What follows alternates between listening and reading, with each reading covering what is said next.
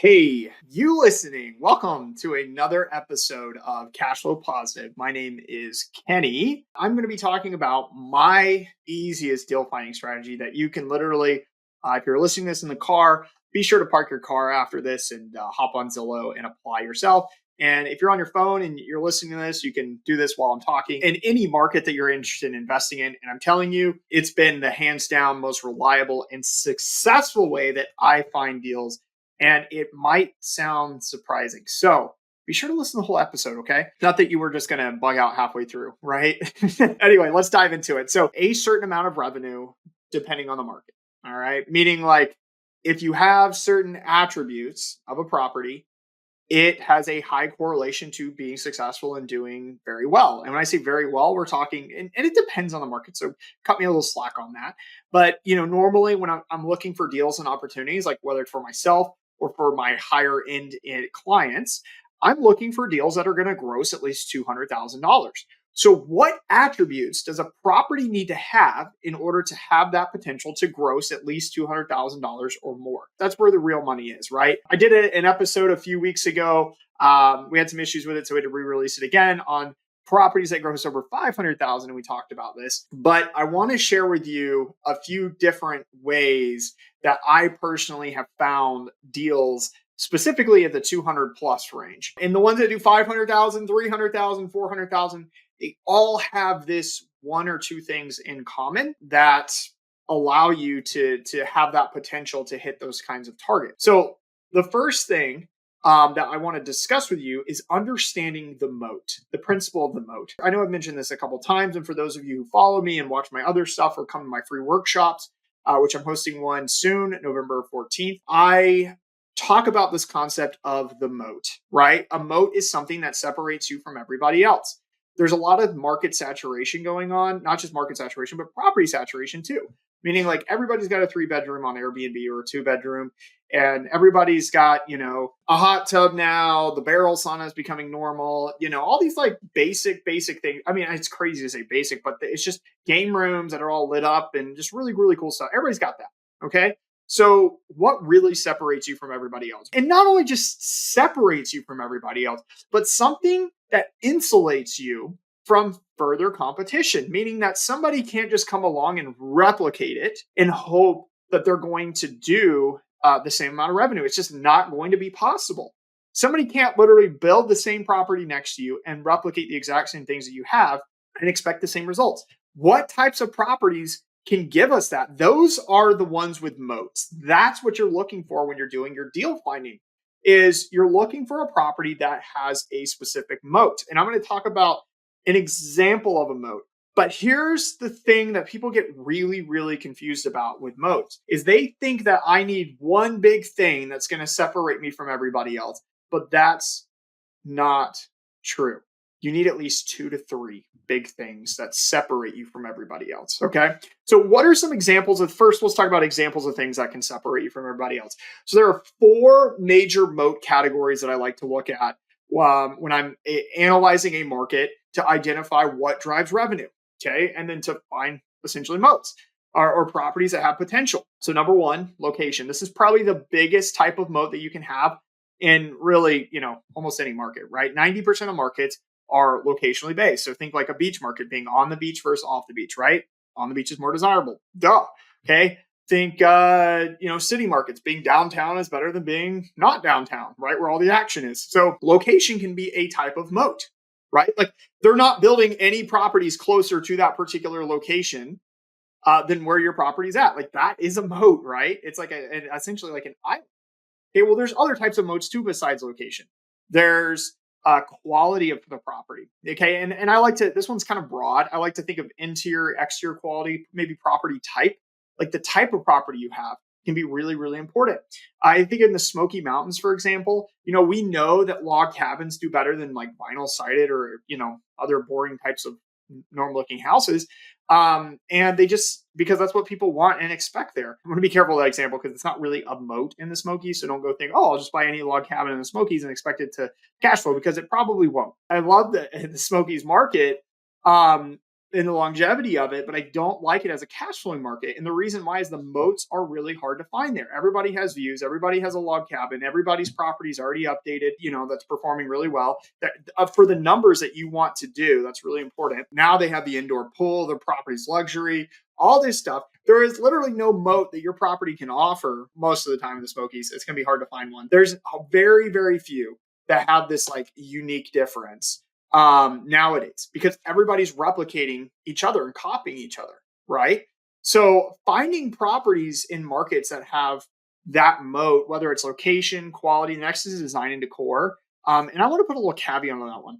Design and decor cannot be your only moat. I see that people talk about that all the time, like not what I just said, but they go, in order to make more money, you need to elevate your design decor. It's very easy to overspend on design decor, and most people do for the return, but people will replicate that. And there's diminishing returns for every dollar you invest into your property. Okay. So at a certain point, you hit a peak, and there's not a whole lot more you can do to really increase the revenue of that property. But more importantly, design and decor can easily be replicated. And let's take a market like Orlando, where they're building literally subdivisions of short-term rentals that all have the same amenities. Everybody's elevated the theming of it, and it's got crazy arcade machines, and people are spending hundreds of thousands of dollars into design decor. And the last moat one's amenities, but we'll throw that in this discussion. And it's like those things can easily be replicated. So although they're very important, they're not the moat. Okay, so don't buy a property simply because you can elevate the design decor of it and outdo the competition. Because what's the competition inevitably going to do? What's the market in basic economics going to say? Hey, somebody figured it out. Everyone else is going to copy and follow, and it's going to reach an equilibrium, right? The point of it is always stack multiple moats. I talked about 2 to 3 on top of each other. So if you have a good location, okay, then add the design decor and the amenities, right? Boom, you've got a solid moat. Because over time, your moat can deteriorate. Over time, people will cut into your moat by replicating certain elements that you have that they have found that can be successful and they can replicate. But if you appropriately stacked multiple items and made your moat very wide, it's going to be hard to encroach upon the potential revenue success that you're looking for. I'm hoping that every single listener here is looking to buy a property that's going to be in the top 1% in their market. And that will look differently market to market. And my point of teaching you how to cash flow positive and really find awesome, amazing deals is to find those unique properties that have that wild, incredible potential to do insane numbers that get you excited, that can change your life. I'm not in the business of buying doors. I'm in the business of buying quality of doors. And I need properties to cash flow at least 50,000, if not 75 to 100,000 for me to get excited about them. So what the heck kind of attributes do they have to have in order to do that? And what kind of money am I spending on this? I don't like to spend over $1 million on a property because I can't really afford that. And number two, it just doesn't make any sense. So like you're just overspending on, something where you can pull out a sizable amount of revenue. Now, I will say like, give me a range of like 900 to 1.4. That's kind of the sweet spot for me personally, but to each his own. You can make a lot of money with a $2 million property, $3 million property, but that's just not the range that I'm currently playing in personally. So to each his own. All right. So we talked about the 4 different categories of the moats, and we talked about you're looking. So get this idea.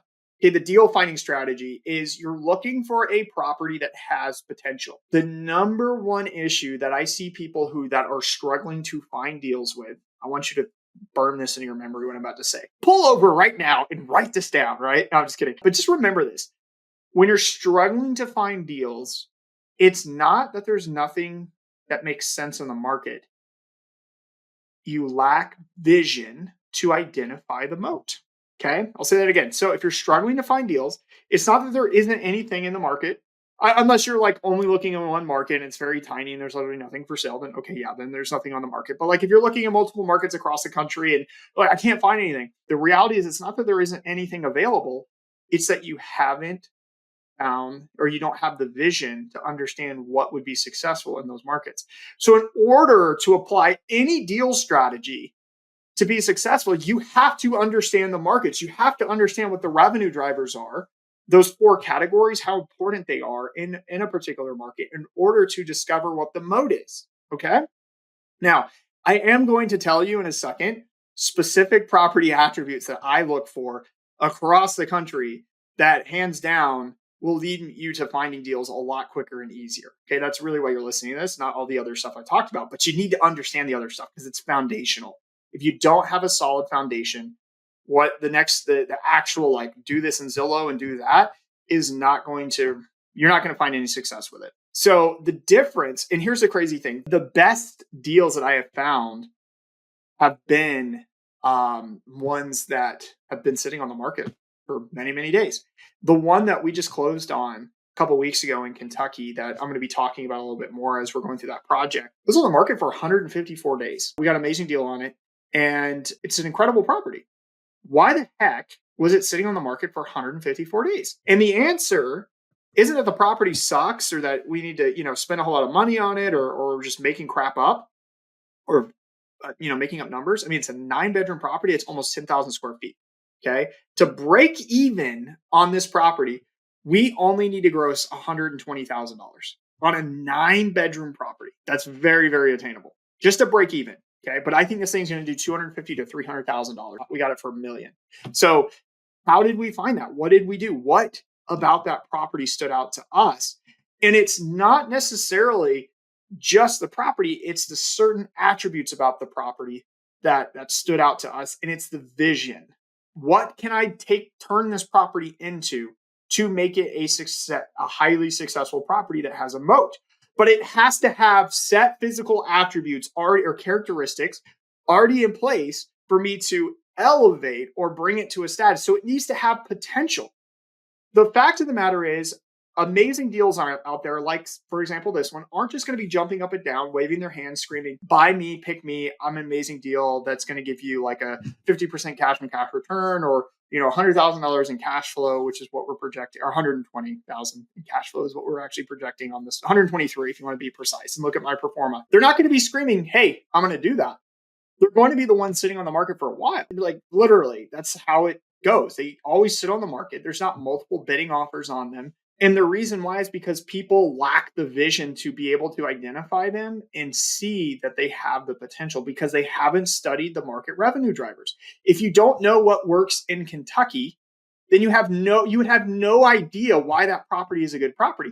If you don't know that people go to the Bourbon Trail to drink okay, duh, right? Okay, that's a given. But if you don't know that, hey, that property is actually 10 minutes from one of the most popular 10-minute drive from one of the most popular distilleries on the Bourbon Trail, Buffalo Trace. If you didn't know that, and then on top of that too, if you didn't realize that there are no 9-bedroom properties that have at least 6 or more bathrooms, this one has 7. So 7 bathrooms, or there's no 7 bedrooms that have 7 or 8 bedrooms that have 7. It's no 9 bedrooms or 10. It's literally a 9-bedroom with 7 bathrooms. There's no properties that have 7 bathrooms that are literally almost 10,000 square feet. Like if you don't know those things from just researching and understanding the market and understanding what works, and then on top of that too, it has a pool and a hot tub and a private pond. I mean, come on. I know your listeners like kicking yourself like, oh, like I gotta like, and it's like they exist. They're out there. And I'm going to be completely frank with you guys. I miss them all the time too. I'm supposed to be the deal finder. I'm supposed to be the guy that's, I got all the deals. People think I have deals in my back pocket. They're like, I'm ready to go. What you got for me? And I'm like, all right, but that's the thing. I got to do the research. I got to take your situation and dive into where you want to invest, what you want to invest in, your budget, your goals, your preferences. But then it's understanding the markets first and what drives revenue with the moat. Okay. But here's why and what the episode, the strategy that I'm actually going to give you. Here it is. Okay. I've built up the pressure. Hopefully these are the key attributes for properties that gross over $200,000. Now, this isn't all properties. This isn't, guaranteed in every single market. Let's put all the disclaimers on it. Okay. And this isn't necessarily, it has to be exactly this, or I won't get that revenue. Okay. It's market dependent and property dependent, but this is the correlation. I have seen these key attributes. So number one, the property is 5 bedrooms or more. So 5 bedrooms or more properties have a ton of potential to gross more than 200,000. And the reason why is because you can host large groups. It's a lot cheaper for them to stay in places like that together, and they pay a lot more money. Believe it or not, it's kind of, you're like, oh, well, they pay more money. How is it cheaper? Because it's usually multiple families or a group of people, maybe couples or whatever, and they pay individually, and it's cheaper for them than actually a hotel room or a 3-bedroom place. So it makes sense. When you can charge $2,000 a night instead of $500 a night for one family, you can get 3 families. And boom, it works out. It makes sense for everybody. Five or more bedrooms that you can host. This is the next part. At least 16 or more people. Okay, large groups, large groups. That means, and this is the attribute I really want you to remember. That means you have to have space. All right, I'm tired of these like freaking Pocono property. I'm picking on Poconos right now. It's really bad there. There's like 5 bedrooms that are like 1,400 square feet. Like, oh well, it can host 16 people. No, it doesn't. Okay, and this leads me to the second point. If you're going to have and host that many people, you need to have at least 4 to 5 bathrooms minimum. So a 5-bedroom with 4 to 5 bathrooms, that is at least 3,000 square feet or more. Okay. I'm literally telling you, like, you can go to Zillow and put in these filters today.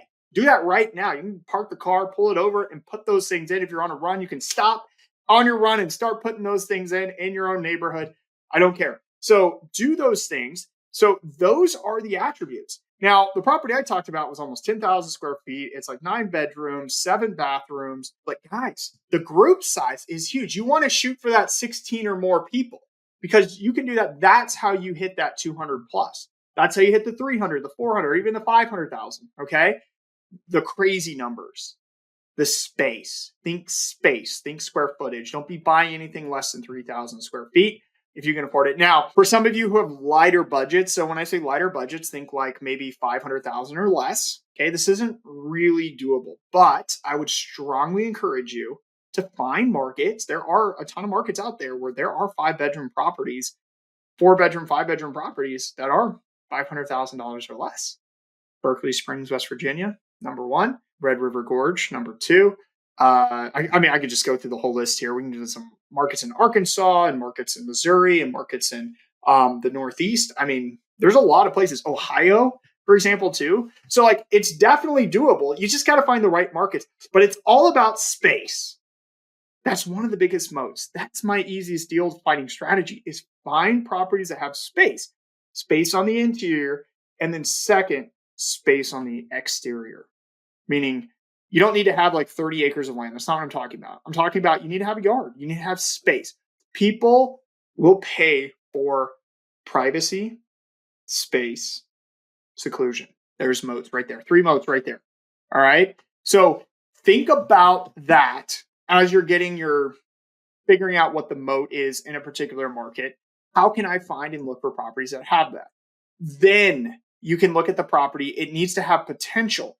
Meaning it has those physical attributes, but it ain't turnkey ready to go. Okay, which means you're not going to overpay for it. So using that deal strategy, you'll actually see a lot of property across the country in various vacation markets or emerging vacation markets, that can have the high potential that you're looking for. All right. Now, we didn't talk about revenue potential and how to find those markets. I should do that in another episode. I think I might have talked about it in an earlier episode, but I'll do that in the future. But that is my deal finding strategy. Look for space, look for something that has seclusion, bedroom count, bathroom count is very, very important. Square footage, 3,000 square feet or more. That's the secret sauce. That's what you're looking for. I just put myself out of business. I'm sorry. No, I'm just kidding. I will still find them faster than you, but that's okay. So with that being said, if you need help, just reach out to me because obviously I know the secrets and I'm pretty good at finding them. So good enough that I'm willing to tell you what they are and challenge you to compete with me to find them before I do. But if you do, I'm happy to take a look at it too, just to verify, to help you out for free. No questions asked. So anyway, I hope you enjoyed this episode. On the next episode, I'm going to do an actual solo episode for the first time ever, a part 2, where I'm going to share some stories on some of these deals that I'm finding and some successes that I've had and potentially some failures too. And we can learn from that and understand how you can better find deals faster so you're not wasting your time. I hope you enjoyed this episode, and I will see you on the next episode of Cashflow Positive.